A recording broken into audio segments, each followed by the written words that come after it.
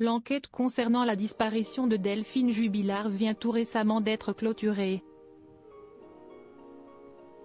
Ce vendredi 18 octobre, l'ancien codétenu de Cédric était l'invité de Cyril Hanouna dans Touche pas à mon poste. L'affaire concernant la disparition de Delphine Jubilard, laquelle a eu lieu en décembre 2020, vient tout récemment de prendre un tournant définitif avec la clôture de l'enquête. Rappelons que le corps de l'infirmière de 33 ans, porté disparu depuis la nuit du 15 au 16 décembre 2020 à Cagnac-les-Mines, n'a jamais été retrouvé. Le procès de Cédric Jubilard, accusé d'avoir tué sa femme, devrait avoir lieu vers la fin de l'année 2024 ou le début de l'année 2025. Il se tiendra devant la cour d'assises du Tarn. Cédric Jubilard, qui est peintre plaquiste de métier, est en détention provisoire depuis juin 2021 pour meurtre aggravé. Le couple, qui a eu 2 enfants, Louis, né en 2014 et Elia, né en 2019, note de la rédaction, était en instance de divorce au moment de la disparition de Delphine Jubilard.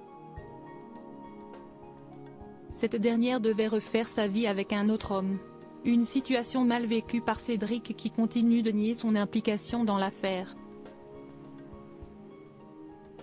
Ce vendredi 18 octobre 2023, Marco, l'ancien codétenu de Cédric Jubilard, qui va faire une nouvelle demande de remise en liberté, était l'invité de Cyril Hanouna dans Touche pas à mon poste. Il a notamment expliqué avoir discuté avec Cédric Jubilard tous les soirs et toutes les nuits, à travers la fenêtre qui séparait leurs cellules. Cédric Jubilard lui a notamment raconté avoir bel et bien tué sa femme.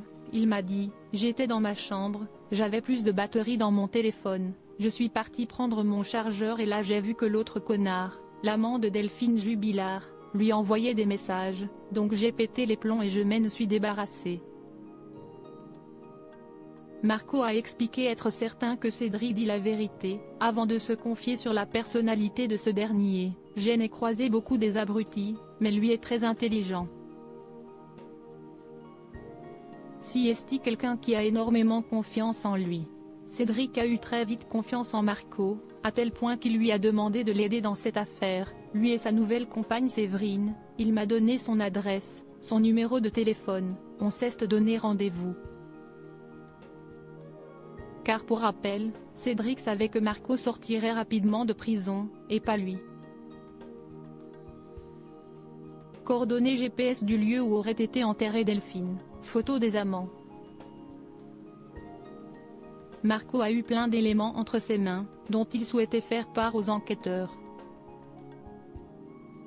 Mais il semblerait qu'il ait été mené en bateau par Séverine, qui a été placée le 15 décembre 2021 en garde à vue pour complicité de recel de cadavres. Le corps de Delphine n'a donc toujours pas été retrouvé.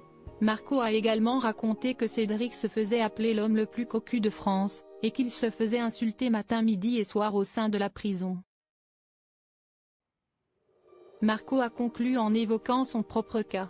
Il a effectué 22 ans de prison, pour de nombreux motifs. Que ce soit incident criminel, transport d'armes ou affaire de viol. J'étais un garçon très agité, a-t-il raconté avant d'assurer regretter ce qu'il a fait.